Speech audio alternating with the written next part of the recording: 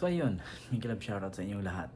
Luzon, Visayas, and Republic of Mindanao.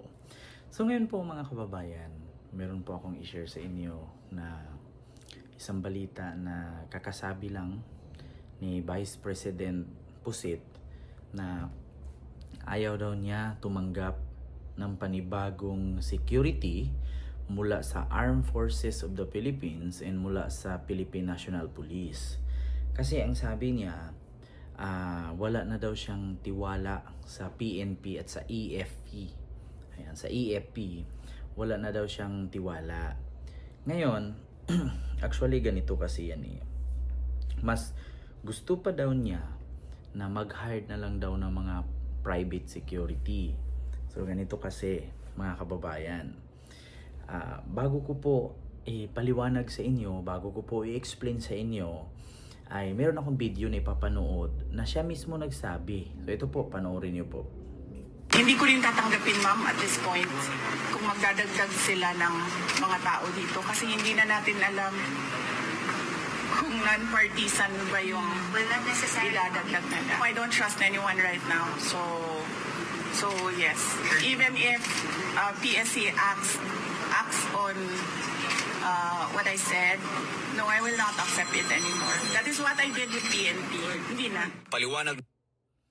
So, ayun, napanood nyo naman po mga kababayan na siya pa yung walang tiwala.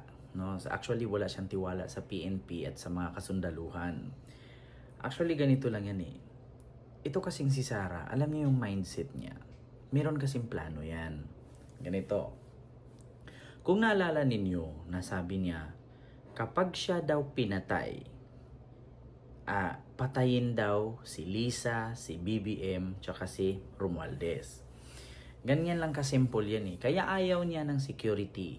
Kaya ayaw niyang tumanggap ng security. Kasi gusto niya na ang buhay niya ay mas risk.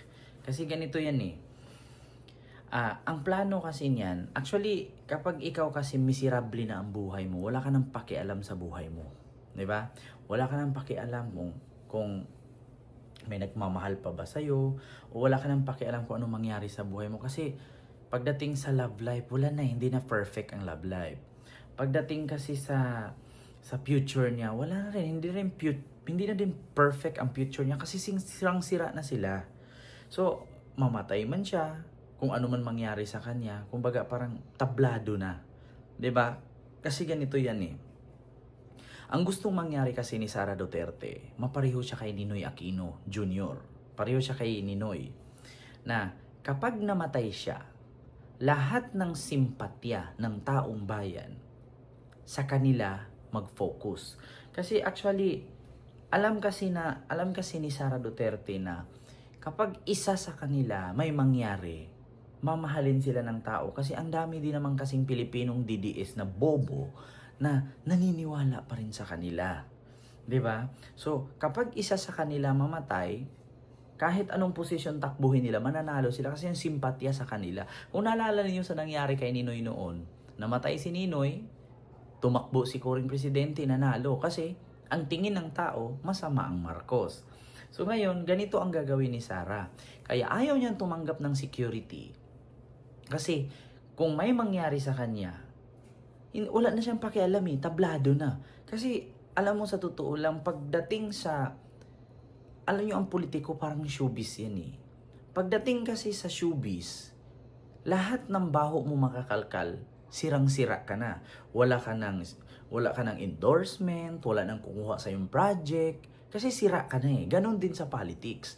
Alam kasi ni Sara Duterte at alam ng mga Duterte na sirang-sira na sila. Sa ngayon, sa totoo lang, kung noon 16 million ang bumoto kay Digong, nung tumakbong presidente si Digong, ang 32 million ang bumoto kay Sara, nung tumakbong vice president si Sara. Sa ngayon, naniniwala pa ba kayo na may 32 million pa na naniniwala kay Sara?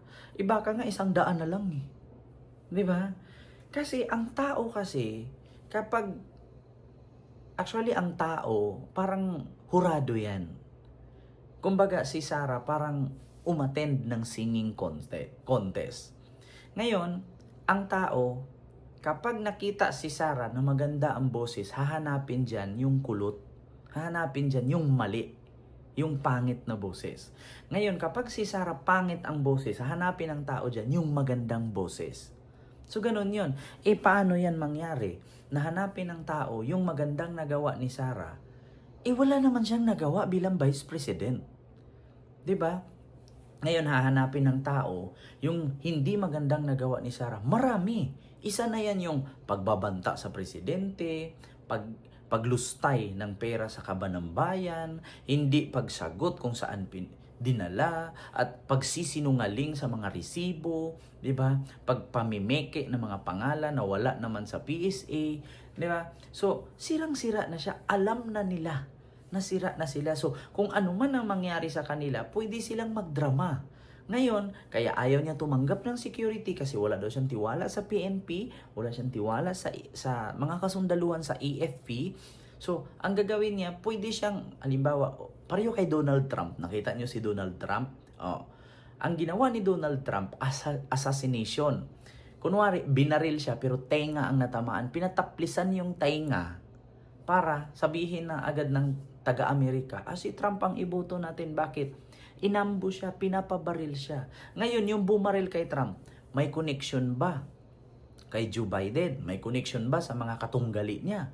Wala. Ordinaryong Amerikano lang nasa bubong, binaril si Trump. So, ibig sabihin, may possibility na drama lang ang lahat.